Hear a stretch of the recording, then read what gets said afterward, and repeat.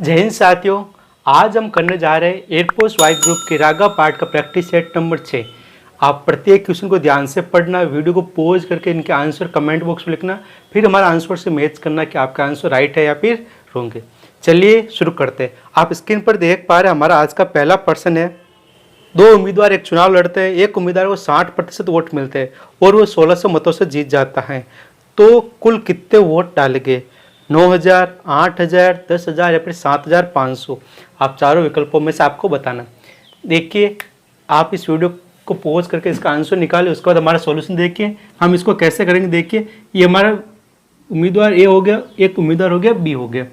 पहले उम्मीदवार को मिले भाई 60% वोट, और हम जानते हैं कि एक को 60% मिला तो दूसरे को कितना मिलेगा भाई? 40% मत मिलेगा। अब देखिए भाई, ये बोल रहा है भाई जिसको ज़्यादा मिले वो कितने मतों से जीत गया भाई? 1600 मतों से जीत गया, 1600 मतों से जीत गया। अब यहाँ पर आप देखो भाई प्रतिशत में कितने मतों से जीत हुई, तो आ रहा भाई 20%। वास्तव में कितने मतों से जीता? 1600 मतों से।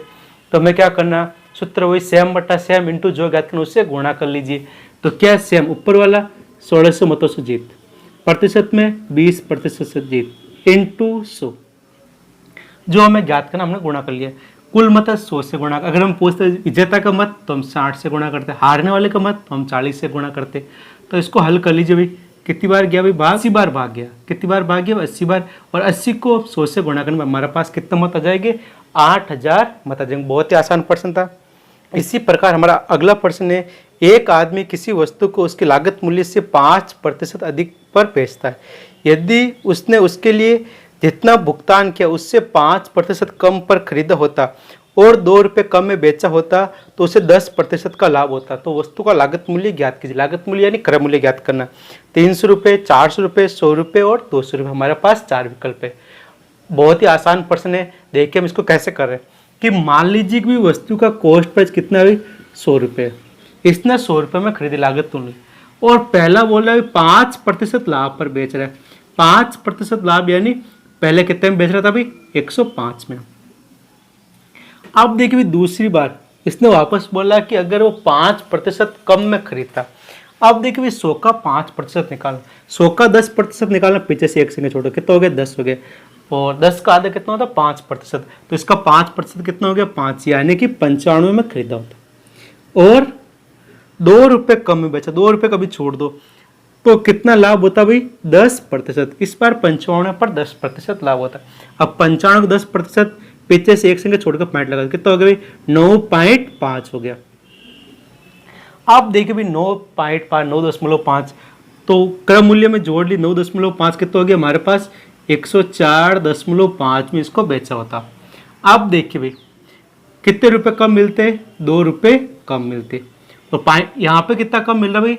105 में से हम घटा रहे 104.5, तो कितना कम मिल रहा है? 0.5 कम मिल रहा है। तो सूत्र वही सेम बट्टा सेम इंटू जो ज्ञात करें उससे गुणा कर लीजिए। वास्तव में 2 रुपये कम मिल रहे हैं, पाइटों में कितना कम मिल रहा है? 0.25 कम मिल रहा है, सॉरी 0.5 कम मिल रहा है। अब हमें ज्ञात करना क्रम मूल्य, तो 100 से गुणा कर लीजिए। 1 0 से 1 0 कैंसिल हो गया। 5 का भाग 100 में कितनी बार गया? 10 में 2 बार, और 2 0 का 2 0। तो यानी इस प्रश्न का आंसर हमारे पास कितना हो गया? 400 रुपये। विकल्प कौन सा हो गया? हमारा बी विकल्प इसका राइट आंसर हो गया। इसी प्रकार हमारा अगला प्रश्न आप स्क्रीन पर देख पा रहे हैं। ए और बी की मासिक आय का अनुपात 6:5 है। इनका खर्च 4:3 में। यदि प्रत्येक व्यक्ति 400 रुपये की मासिक बचत करता है तो इन दोनों की मासिक आय का योग कितना होगा? देखिए इस प्रश्न को कैसे करेंगे। आय का अनुपात दे रखा भाई 6:5, खर्च दे रखा कितना? 4:3, और बचत इसने दे दी भाई 400 रुपये प्रत्येक बचत करता है। अब देख भी हम जानते हैं कि आय में से अगर बचत निकाले हमारे पास क्या आ जाएगा? खर्च आ जाएगा। तो आय में से बचत निकाली तो क्या हो गया? आय हमारी कितनी है? 6/5, 6:5 है। इसमें से हम बचत निकाले भाई 400, और इधर भी क्या निकाल रहे हैं? 400। तो भी नया बट्टा कितना मिल रहा है हमारे पास? 4:3। आपको इसी रूप में लिखना। 6 रुपये आय थी, 5, 400 घटा रहे तो क्या हो रही? 4:3 हो रही। देखिए हमने सीखा था, फिर इसको इधर क्रॉस गुणा कर लीजिए और इनके बीच का अंतर निकालिए। 400 को 3 से गुणा करना है, 400 को 4 से गुणा करना है, और बीच का क्या निकालना? अंतर निकालना है। तो क्या हो जाता है? 4 माइनस को भी छोड़ दो, 400 को 3 से गुणा करने पर हमारे पास कितना है अभी 1200 है। 400 को 4 से गुणा करने पर 1600 है। बट्टे में जो चीज़ यहाँ पे की वही यहाँ पे करनी है। यहाँ पे भी क्रॉस गुणा करना, बीच का अंतर निकालना। 6 इंटू 3 कितना हो गया 18 और 5 इंटू 4 कितना हो गया 20। 18 माइनस 20। अब आपको यहाँ पर ध्यान रखना, चाहे माइनस में आए चाहे प्लस में आए, आपको पूरी वैल्यू लिखनी है, प्लस वाली ही लिखनी है। 1600 में से 1200 के कितने बचे 400 बचे। 20 में से 18 के कितने बचे 2 बचे। अब देखिए यहाँ पे इसको काट दीजिए, कितना बचेगा भाई देखिए 200 बच गया।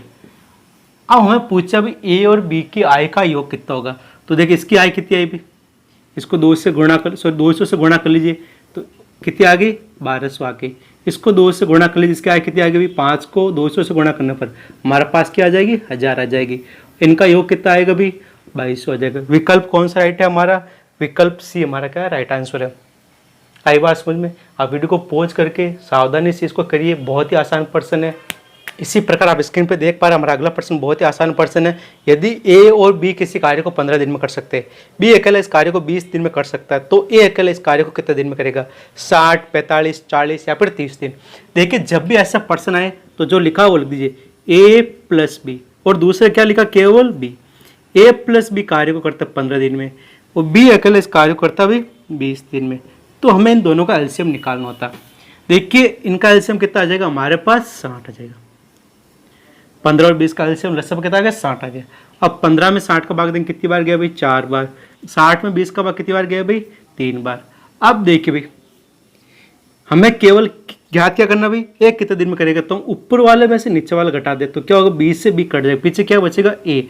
तो यहाँ पे भी घटा लीजिए 4 माइनस 3 कितना बच गया भाई ए। देखो भाई ए प्लस बी के कार्य में से बी का कार्य घटा दे, हमारे पास किसका कार्य बचता है केवल ए का कार्य बचता है, इसलिए हमने इसको घटा दिया।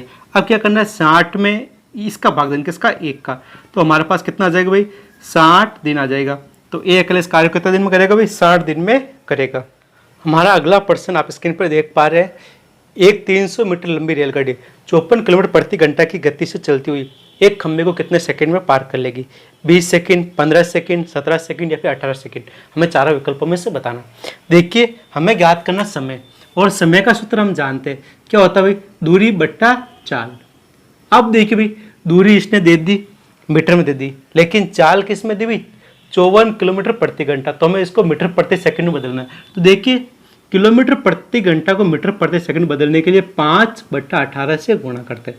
कितनी बार भाग गया भाई 3 बार, तो बड़ा कितना आ गया 15 मीटर प्रति सेकंड आ गया। आई बात समझ में। या फिर आप 18 की टेबल याद रखो तो आपको ये करने की जरूरत भी नहीं होती है। 18 किलोमीटर प्रति घंटा को मीटर में चेंज करना था 5 मीटर प्रति सेकंड। इसी प्रकार 36 किलोमीटर प्रति घंटा को मीटर प्रति सेकंड में चेंज करना 10 मीटर प्रति सेकंड। 54 का कितना हो जाएगा 15 मीटर प्रति सेकंड। 72 का 20 मीटर प्रति सेकंड। और अगर यहाँ पर 90 आ जाए तो हमारा कितना होता है 25 मीटर प्रति सेकंड। इससे क्या होगा आसानी से हो जाएगा, आपको कैलकुलेशन करने की जरूरत भी नहीं बचेगी। अब देखिए भी हमारे पास चाल कितनी आ गई 15 मीटर प्रति सेकंड। दूरी यानी रेलगाड़ी की लंबाई कितनी होगी भी हमारे 300/15। अब देखिए 30 में 15 का भाग 2 बार गया, 0 का 0 आ गया, तो इसकी चाल क्या आ गई भी सॉरी समय कितना आ गया 20 सेकंड में किसी भी खंभे या फिर इंसान या फिर पेड़ को पार कर लेंगे। हमारा अगला प्रश्न त्रिकोणमिति पर आधारित है, बहुत ही आसान प्रश्न है। यह प्रश्न कई बार एग्जाम में पूछा जा चुका है। देखिए आप स्क्रीन पर देख पा रहे हैं क्या लिखा, कोस की घात 4 थीटा माइनस साइन की घात 4 थीटा बराबर 2/3 है। तो 1 माइनस 2 साइन स्क्वायर थीटा का मान क्या होगा 3/4, 0, 2/3 या फिर 4/5। देखिए जब भी ऐसा प्रश्न आए तो आप इसको आसानी से कर सकते हो।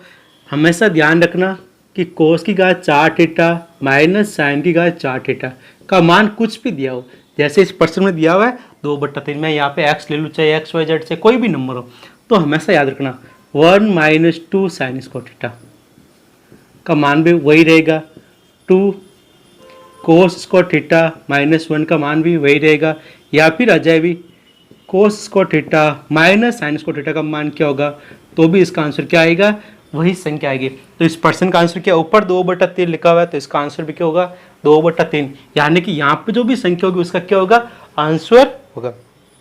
अगला प्रश्न औसत पर आधारित है। क्या है 12 नाविकों का औसत वजन 1/3 किलोग्राम बढ़ जाता है जब एक नाविक जिसका वजन 55 किलो को अन्य व्यक्ति प्रतिस्थापित करता है तो नए व्यक्ति का वजन ज्ञात कीजिए। यानी एक व्यक्ति जाता है, उसके स्थान पर नया व्यक्ति आता है, तो 12 नाविकों या फिर 12 व्यक्तियों का वजन औसत वजन 1/3 किलो बढ़ जाता है। तो देखिए हमें पूछा नया आदमी का वजन कितना होगा। देखिए जब भी इस प्रकार का प्रश्न आए तो आपको बिना पेन पेपर यूज किए आप इस प्रश्न को कर सकते हो। कैसे करेंगे, मेरी बात सुनना भाई। 55 किलो का आदमी गया, आई बात समझा। उसके स्थान पर जो भी आदमी है, नया आदमी, उसका वजन मान लीजिए कम से कम 55 किलो तो हमारा रहा होगा। और उसके बाद देखिए क्या लिखा हुआ है, 12 आदमियों का वजन औसत वजन 1/3 किलो बढ़ जाता है। तो भाई देखिए औसत वजन है प्रत्येक का 1/3 बढ़ गया, तो 12 का कितना बढ़ेगा भाई 1/3, तो यानी कि 4 किलो बढ़ गया। कुल वजन कितना बढ़ गया 4 किलो। अब देखिए कुल वजन 4 किलो क्यों बढ़ा, क्योंकि जो आदमी आया वो क्या हुआ 55, जो आदमी का उससे 4 किलो अधिक था, मतलब 55 + 4 हमारे पास कितना आ जाएगा भाई 59 kg आ जाएगा। देखिए इसी प्रकार बहुत ही आसान प्रश्न है। दिया क्या है, एक आयत की लंबाई और चौड़ाई का अनुपात कितना है 3:2, परिमाप 20 सेंटीमीटर है, तो इसका क्षेत्रफल ज्ञात कीजिए। देखिए बहुत ही आसान प्रश्न है। क्या करेंगे, लंबाई और चौड़ाई का अनुपात दिया हुआ है 3:2, कुल परिमाप कितना दिया हुआ है 20 दिया हुआ है। तो हमें पहले लंबाई ज्ञात कर लेना, चौड़ाई ज्ञात करनी। अब आप सूत्र लगाओगे 2 छोटा कोष्टक लंबाई प्लस चौड़ाई, यहाँ पे हमने x मान लिया, बराबर कितना आ रहा है 20 आ रहा है।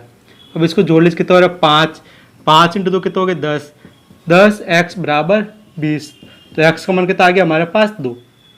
तो देखिए लंबाई का मान कितना हो गया हमारे पास 6, चौड़ाई का मान कितना हो गया 4, और 6 को 4 से गुणा कर लीजिए, यानी लंबाई इंटू चौड़ाई कर लीजिए, हमारे पास किसका मान आ जाएगा क्षेत्रफल का मान 24 आ जाएगा। इसी प्रकार नवा प्रश्न नंबर वेन डायग्राम पर आधारित किसी विद्यालय में 450 विद्यार्थी, उसमें से 325 फुटबॉल खेलते हैं, 175 क्रिकेट खेलते हैं और 50 ना फुटबॉल खेलते हैं ना क्रिकेट खेलते हैं, तो कितने विद्यार्थी क्रिकेट और फुटबॉल दोनों खेलते हैं। 50, 100, 75, 225 हमें ज्ञात करना। देखिए इस प्रश्न कैसे करेंगे। कुल विद्यार्थी कितने भाई 450, 450 में तो 50 हम घटा ले कि वो कुछ भी नहीं खेलते, तो पीछे बचे 400 खेल खेलने वाले। अब देखिए भाई फुटबॉल खेलने वाले कितने भाई 225 और क्रिकेट खेलने वाले 175, तो कुल भी गेम खेलने वाले कितने होगी। देखिए इसमें जोड़ने पर हमारे पास आ रहा है 500 विद्यार्थी। अब देखिए बच्चा तो 400 विद्यार्थी, लेकिन यहाँ पर 500 आ रहा है। अब 500 क्यों आया, क्योंकि 100 विद्यार्थी ऐसे हैं जो दोनों गेम खेलते, इसलिए 100 ज़्यादा है। तो इस प्रश्न का आंसर कितना हो गया भाई 100 हो गया।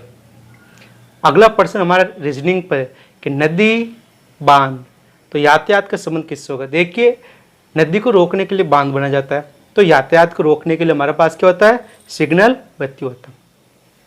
आप 11वां प्रश्न स्क्रीन पर देख पा रहे, लिखा है AYBZ अनुपात CWDX, तो हमें ज्ञात करना है EUFV का संबंध किससे। हमारे पास 4 विकल्प दे रखे हैं। देखिए सबसे पहले जो दिया हो उसको लिख दीजिए AYBZ, उसके बाद CWDX, और हमें ज्ञात क्या करना भाई EUFV हमें ज्ञात करना।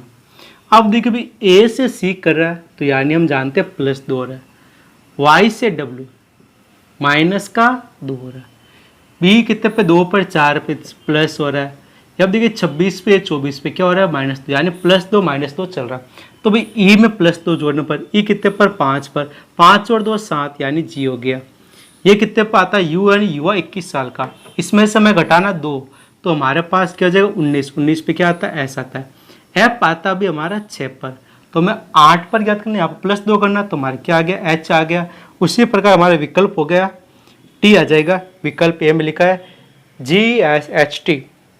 हमारा अगला प्रश्न 17 क्वेश्चन मार्क समानुपात 122 अनुपात 168, ये रीजनिंग का प्रश्न है, मैथ्स का प्रश्न नहीं है, तो हमें रीजनिंग का अकॉर्डिंग करना है। क्या लिखा हुआ देखिए 17, उसके बाद क्वेश्चन मार्क, उसके बाद देखिए डबल आ गया, फिर लिखा है 122 अनुपात 168। अब देखिए सीरीज को देखने पर हमें पता चल रहा है भाई ये किसी न किसी वर्ग संख्या के पास है। तो यहाँ पे देखिए 17, यानी कि 4 का स्कोर +1, हमें क्वेश्चन मार्क छोड़ना। ये 11 के स्कोर के पास है, 11 का स्कोर +1, ये किसके पास है 13 का स्कोर में से 1 घटाने पर, मतलब यहाँ पे +2 किया तो यहाँ पे +2 कर लीजिए। 6 का स्कोर, यहाँ पे -1 के तो -1 कर दिए। 6 का स्कोर कितना होता है भाई 36, 36 में से 1 घटाने पर हमारे पास क्या बचता है 35 बचता है। हमारा अगला प्रश्न आप स्क्रीन पर देख पा रहे हैं, लड़कों की एक पंक्ति में जीवन आरंभ से 7वें स्थान, अंत से 11वें स्थान, और लड़कों की एक अन्य पंक्ति में विकास आरंभ से 10वां स्थान और अंत से 12वें स्थान। तो दोनों पंक्तियों में कुल कितने लड़के हैं वो हमें ज्ञात करना। देखिए पहले हम जीवन की कंडीशन ज्ञात कर ले भाई, उसके बाद किसकी बात करेंगे, विकास की। अब देखिए भाई विकास है जो आरंभ से 7वां स्थान है, यानी सॉरी जीवन, तो जीवन से पहले भाई 6 लड़के हो गए, 7वां स्थान 6 लड़के हो गए। उसी प्रकार अंत से 11वां स्थान, यानी कि इसके बाद कितने लड़के, कुल 10 लड़के। उसी प्रकार विकास आरंभ से 10वां स्थान पर है, यानी कि विकास से पहले भी कितने लड़के भाई 9 लड़के, और विकास अंत से 12वां स्थान, यानी विकास के बाद 11 लड़के। अब भी काउंट कर लीजिए कुल कितने विद्यार्थी हुए, तो देखिए 1 तो 6 और 10 कितने हो गए 16, 16 और 10 हमारे पास कितने हो गए भाई 27 हो गए, और 27 और 9 हमारे पास कितने हो गए 36, 36 के बाद देखिए जीवन हो गया और विकास हो गया, तो हमारे पास कितने हो गए 36 + 2 38, यानी कि विकल्प सी इस प्रश्न का क्या हो गया राइट आंसर हो गया। इसी प्रकार अगला प्रश्न बहुत ही आसान प्रश्न क्या लिखा है, सी और ई डी से लंबा है, ए ई जितना लंबा नहीं है, ए सी से लंबा है, डी बी जितना लंबा नहीं है, इनमें से सबसे लंबे के बाद दूसरे क्रम पर कौन है वो हमें ज्ञात करना। देखिए इस प्रकार के प्रश्न को हम सीरीज बनाकर करेंगे। सीरीज कैसे बनाएंगे, देखिए क्या लिखा हुआ है, ई और ई से क्या है डी लंबा है, तो यहाँ पे सी और ई हमें पता नहीं है, इससे लंबा कौन है भाई डी लंबा है। उसके बाद देखिए ए है जो ई जितना लंबा नहीं है, मतलब ई से छोटा है, तो ए हमारा क्या हो गया भाई ई से छोटा हो गया। उसके बाद देखिए लिखा है ए सी से लंबा है, तो सी इसके नीचे आ जाएगा भाई। और देखिए भाई डी बी जितना लंबा नहीं, यानी कि डी है जो बी से छोटा है, तो हमारे इस प्रकार सीरीज बन गई। अब देखिए भाई सी तो यहाँ पर आगे लिखने की जरूरत नहीं है, अब ए के ऊपर क्या है डी है, उसके ऊपर क्या है बी। अब देखिए प्रश्न पूछा जो सबसे बड़ा उससे सेकंड स्थान पर कौन सा है, सेकंड स्थान पर हमारा कौन हो गया डी हो गया। अब आप स्क्रीन पे देख पा रहे हैं 15वां प्रश्न क्या लिखा हुआ, एक आदमी ने एक औरत से कहा तुम्हारी माता के पति की बहन मेरी बुआ है, तो आदमी का औरत से क्या संबंध है, बहन, माता, पुत्री या फिर चाची। देखिए भाई ये हमारा आदमी हो गया, ये हमारी क्या होगी भाई औरत होगी। क्या लिखा भाई, औरत से कहा कि तुम्हारी माता, ये इसकी माता होगी, माता का पति तो इसका क्या हो गया पति, मतलब इसका क्या होगा पिता हो गया, और पति की बहन इसकी क्या होगी बुआ होगी। अब देखिए यहाँ तक आ गया, और जो ये है ये मेरी बुआ, मतलब आदमी की भी क्या है बुआ। आई बात में ऐसे तो प्रश्न लिखा भाई औरत की माता के पति की बहन, इसकी क्या है बुआ, इसकी भी बुआ लग रही है, इसकी भी बुआ लग रही है, तो यानी कि दोनों क्या है भाई बहन है। तो आदमी की मतलब क्या पूछा है, औरत का आदमी से क्या संबंध है, तो औरत आदमी क्या लगेगी बहन लगेगी। अब 16 प्रश्न बड़ा जरूर दिख रहा है, लेकिन बहुत ही आसान प्रश्न है, आप प्रश्न को ढंग से पढ़ना।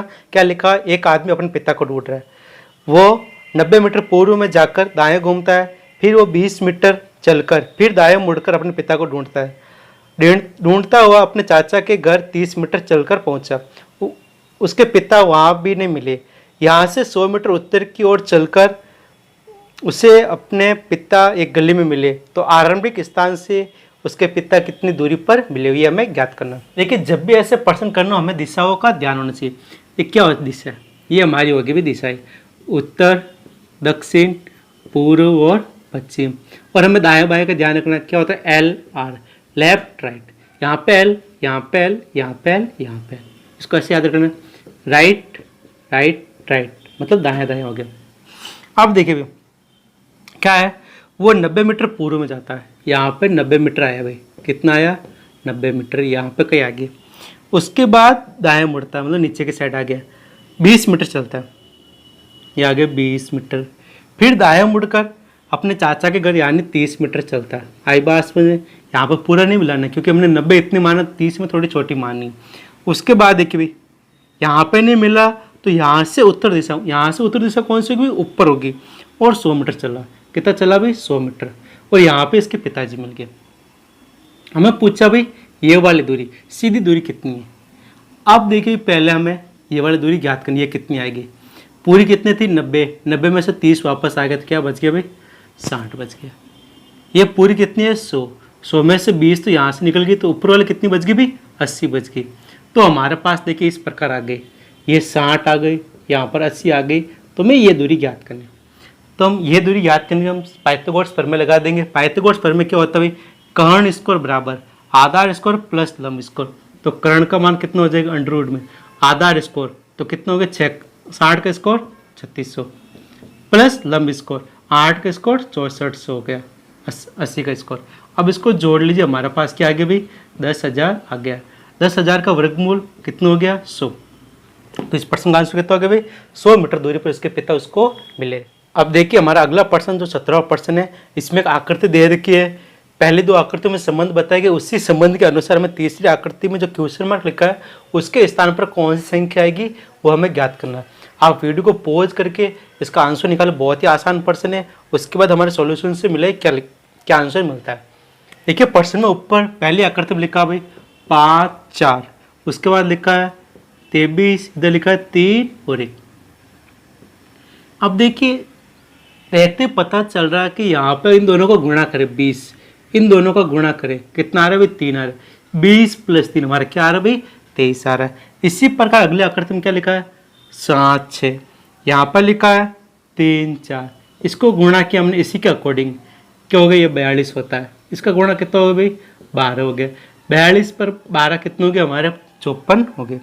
इसी प्रकार अगला प्रश्न तो क्या लिखा भाई 11 2 क्वेश्चन मार्क यानी एक्स कर दो, क्या हो गया 9, बीच में क्या आ रहा है 40 आ रहा है। इनका गुणा कितना हो गया भाई 22 हो गया। यहाँ पर हमें 9x मिल गया, हमें लाना 40। तो देखिए 54 में से 42 घटाए 12 आ रहा है, मतलब 23 में से कितना घटाए भी हम 20 घटाए हमारे पास 3 आ रहा है। तो इसी प्रकार 40 में से कितना घटाए 22, तो हमारे पास क्या आ रहा है 18। अब 9x की जगह में 18 करना है, तो यानी x का मान कितना हो गया भाई 2 हो गया। बहुत ही आसान प्रश्न था। इसी प्रकार आप आकृति वाला एक और प्रश्न आप स्क्रीन पर देख पा रहे हैं कि सर्किल बना हुआ है, उसमें कुछ नंबर्स लिखे हैं और एक जगह क्वेश्चन मार्क है, और क्वेश्चन मार्क के स्थान पर कौन सी संख्या आएगी वो हमें ज्ञात करना। बहुत आसान प्रश्न है, वीडियो को पॉज करके इसका आंसर निकालिए, उसके बाद हमारा सॉल्यूशन देखिए लिखा हुआ क्या है। यहाँ पे लिखा हुआ है 25, 25 के बाद में 27, 27 के नीचे 23, उसके नीचे 30, फिर उसके पास 21, 33 क्वेश्चन मार्क और 36। अब देखिए सीरीज देखने पर पता चल रहा है कि हमारे पास देखिए 23 इधर आ रहा है, इधर सीरीज चल रही है। एक सीरीज हमारे यहाँ पे चल रही हुई 27 + 3 फिर 33 फिर 36, ये तो हमारी सीरीज होगी। अब देखिए इसके स्थान पर या तो इसके अकॉर्डिंग कितना आना चाहिए भी उल्टा चले कि यहाँ पे माइनस तो 23 आ गया, माइनस तो 21 आ गया, माइनस तो कितना आना चाहिए 19 आना चाहिए। या फिर देखिए दूसरी सीरीज इधर से आए तो +2 23 +2 25 +2 27 आना चाहिए। दोनों में से एक हमारा आंसर हो जाएगा। तो हमारे पास विकल्प डी में 19 दे रखा, तो इस प्रश्न का आंसर क्या हो गया डी हो गया। आप स्क्रीन पे देख पा रहे हैं अगला प्रश्न, यदि माइनस का अर्थ गुणा, गुणा का अर्थ भाग, भाग का अर्थ प्लस और प्लस का अर्थ माइनस हो तो दिए गए व्यंजक में इस जो व्यंजक दे रखे इसका मान क्या होगा। देखिए मैं रिप्लेस कर लेना सारे चिन्ह, क्या लिखा हुआ है 3, उसके बाद 15, उसके बाद 19, उसके बाद 8 और 6, यहाँ पे ऐसा कोष्टक है।